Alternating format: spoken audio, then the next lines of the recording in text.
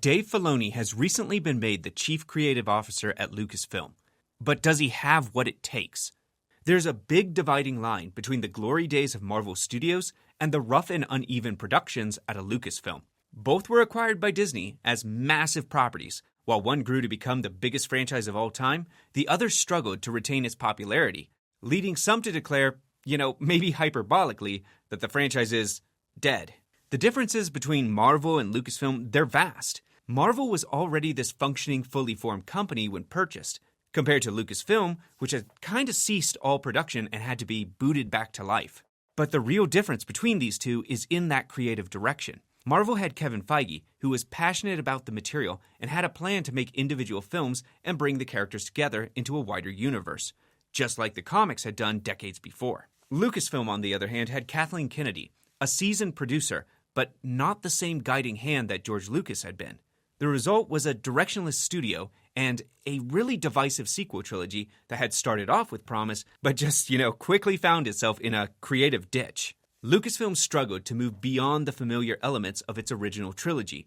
In fact, one could argue the entire sequel trilogy was just a lesser version of the exact same story. In broad strokes, it repeated all the same major plot points of the first three movies. You have a galaxy of possibilities, and you do nothing with it. However, despite some disappointments on the movie side, there was still a bright spot for Star Wars in these kind of darker days. Animation. The Clone Wars and Rebels specifically. Two animated properties that not only recaptured the spirit of Star Wars, but in some ways managed to elevate the material of what came before. Clone Wars gave us some of the best Star Wars stories on screen, and maybe the best Star Wars movie since the original trilogy in that 4-part finale. Rebels served as this spiritual successor and a bridge between the Clone Wars and the original trilogy, marrying what worked between the two. Both projects were spearheaded by Lucasfilm animation director Dave Filoni. But what made Filoni's stuff different, and what made it click where other attempts have failed? And is he going to be able to just completely translate that to live action? For some people, you already have your answer in Ahsoka. I mean, yes or no. But I'm not sure it's that simple. The first advantage that Filoni had was in serving as Lucas's sort of protege. He worked alongside him in the development of the Clone Wars. Perhaps in this time, he got a sense from Lucas what made this franchise really work and how the galaxy far, far away fit all together. But I think the animation medium gave him a much more important lesson, one often forgotten by older fans. Star Wars is for kids. It was created as a space fantasy for 12-year-olds by Lucas's own admission. Now, I'm not saying that it can't be more than that, but that is the intended audience. It always has been. And there's nothing wrong with that. Adults can enjoy a child space fantasy just as much as they can a great Pixar film. There can be cross-appeal. I often hear just, grown adults asking for more mature stories and even R-rated films from this franchise. And I can't help but ask, why? We of the millennial generation, we grew up with the Harry Potter phenomenon, a franchise that smartly aged and matured with its readers as they got older. Maybe this is what gave us the idea that all these properties that we used to love as children, that they need to, grow up and age up with us. But you know what? Most franchises, they don't. And most, they probably shouldn't. This is a series about space wizards using magic laser swords against space Nazis to destroy death moons. Let the kids have their sanitized war franchise. Maybe the sense that Star Wars is dying is just really nostalgia for the movies you watched as a kid and a recognition of this universe's limits as an adult.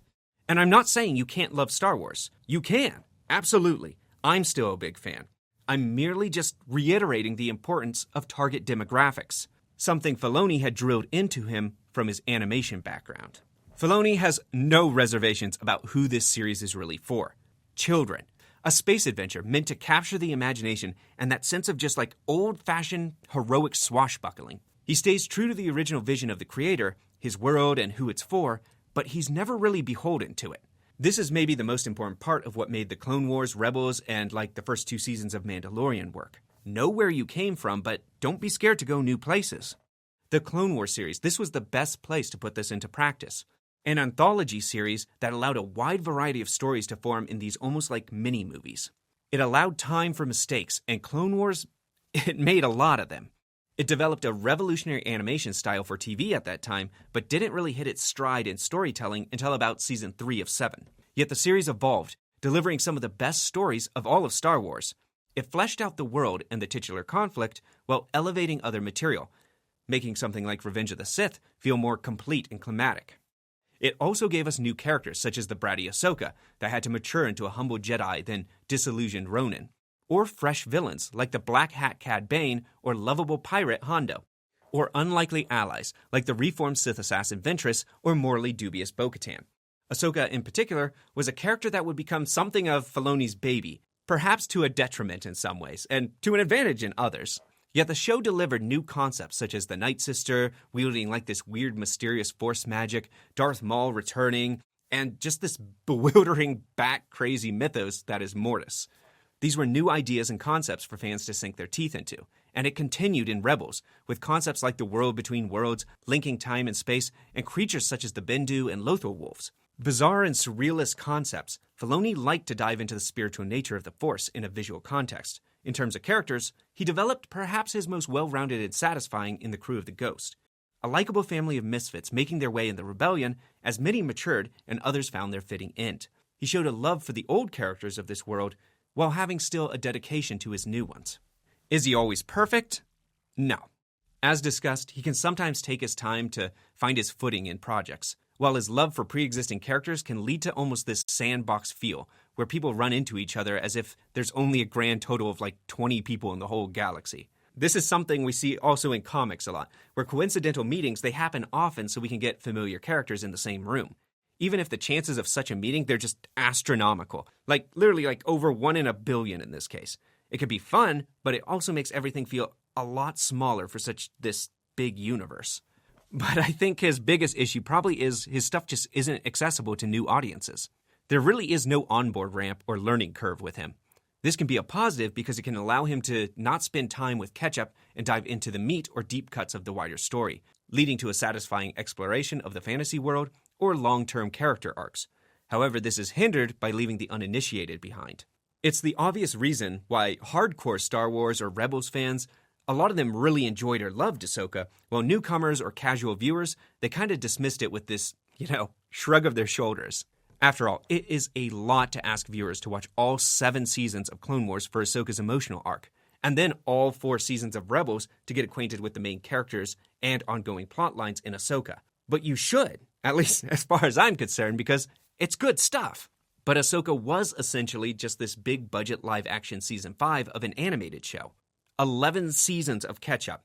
Yeah, this is a big risk. In some ways, it pays off, and in others, it certainly doesn't.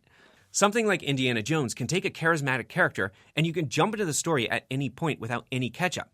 Just pick a movie. Ahsoka certainly is not this sort of character, but nor does every character need to be. For those already on board, Ahsoka did a pretty darn good job of transitioning animated characters into live action, with some solid casting. Rosario Dawson does a particularly good job of bringing the titular character to life. Though some found her kind of stiff at the beginning, the choice proved deliberate, with her shedding her demons as Ahsoka the White, so to speak. A satisfying moment, again, only for those already invested. Her performance warmed greatly after this point and loosened. Filoni is most familiar with the television medium. He's done most of his work here and understands that he has more time to play with character development. In animation, both Ahsoka and Ezra developed over several seasons, from unlikable children to matured individuals finding their own path. Here he repeats a similar dynamic by taking a full half season to get Ahsoka to just kind of thaw out. And one can debate the effectiveness versus kind of the frustration of this, but it did work for me. And to anyone saying she was too much of this kind of like girl boss here, this character has existed for 15 years, with over a decade of development from a child into a middle-aged woman who takes inspiration from, the wizard archetypes.